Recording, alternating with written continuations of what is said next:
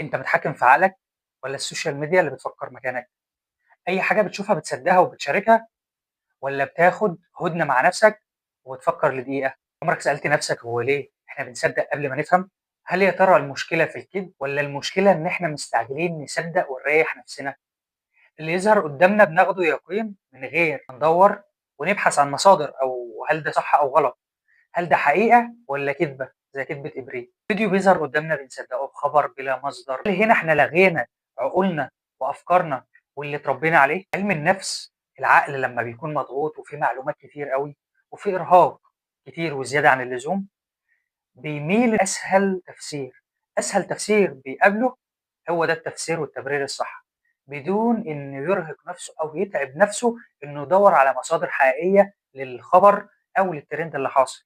دلوقتي إحنا بقينا عايشين في زمن الترندات، أي فيديو بيظهر أيًا كان هو إيه، صح أو غلط، حلال أو حرام، بنتبعه كلنا. مجرد إحساسك بالراحة بقى أهم من صدق الفكرة، من صدق الحاجة اللي قدامك اللي أنت هتشارك فيها بمشاركة ليه وهتشتال ذنب أو حسنة في الشير اللي أنت هتشيّره. هل بقينا مجرد آلات في عصر السوشيال ميديا؟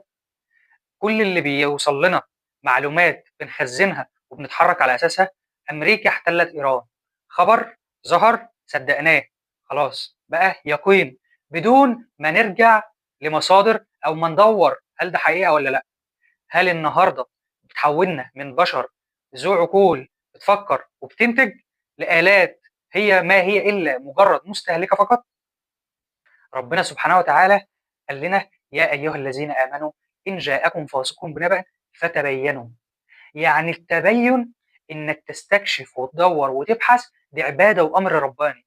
النهارده إحنا بعدنا عن كل ده، إحنا بس بقى التبين أو الاستكشاف بتاعنا مجرد بوست أو فيديو نتفرّج عليه وما بندوّرش هل ده حقيقة والّا مجرد رأي لحد ممكن ما يكونش نفس دينك أو نفس عقيدتك أو نفس فكرتك.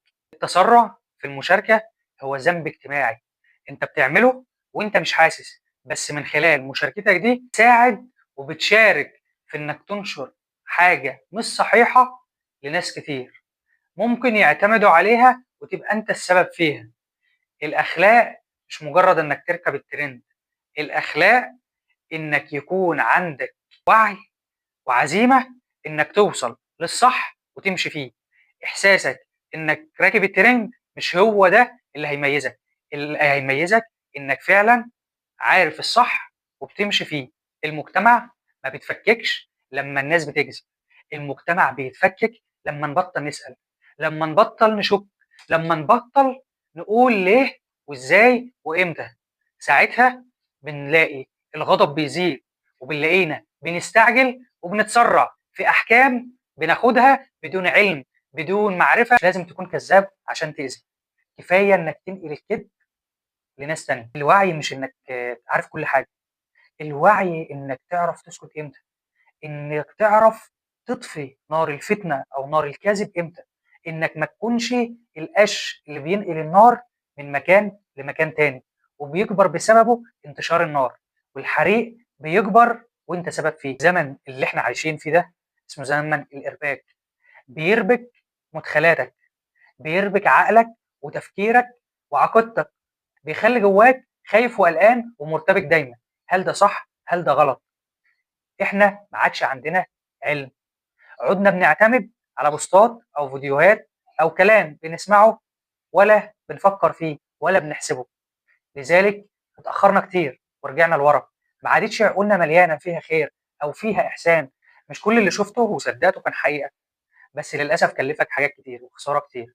كلّفك صاحب ليك سمعت عنه كلمة مش صح من حد بيكرهكم وبيكره صداقتكم وصدّقتها وخسرته، خسرت صاحب عمرك، خسرت زوجتك عشان كلمة سمعتها من حد هو أصلًا مش أهل ثقة، بس مجرّد ما سمعتها صدّقتها، خسرت شغلك، خسرت بيتك، خسرت حياتك، خسرت حاجات كتير أوي، مجرّد إنك شُفت أو سمعت من حد كلمة ما فكّرتش فيها، ما حسبتهاش صح، خسرت حاجات كتير.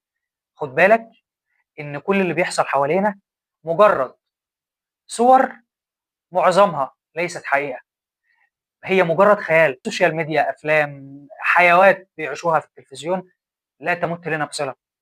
إحنا في حياتنا مختلفة كتير جدًا عن الافلام والمسلسلات وعن الفيديوهات اللي بنشوفها في التلفزيون وبنعيشها في حياتنا اليوميه وبنحاول نبقى زيها وللاسف مش عارفين نوصل لها لانها مجرد تمثيليات. تمثيليات بيصدروها لينا عشان يهزوا ثقتنا بنفسنا. نفضل ورا حلم مش حلمنا ومش حقيقي ان احنا نعيشه، بس هم عايشونا فيه. عيشونا في اوهام لمجرد ان احنا صدقناهم. سيبونا الحقيقه اللي احنا عايشين فيها. اوعى تستمر. اي حاجه فكر فيها بصدق، فكر فيها مع نفسك ومع عقلك. اي حاجه تظهر قدامك ما تبقاش مستهلك، خلي عقلك دايما شغال. ادعمه بافكار، بعلوم، بقراءه، بذكر قران. ادعم دماغك وعقلك وروحك بكل اللي نفسك تبقى فيه. خلي روحك ونفسيتك متعلقه اكتر باللي نفسك توصل له، بحلمك وهدفك.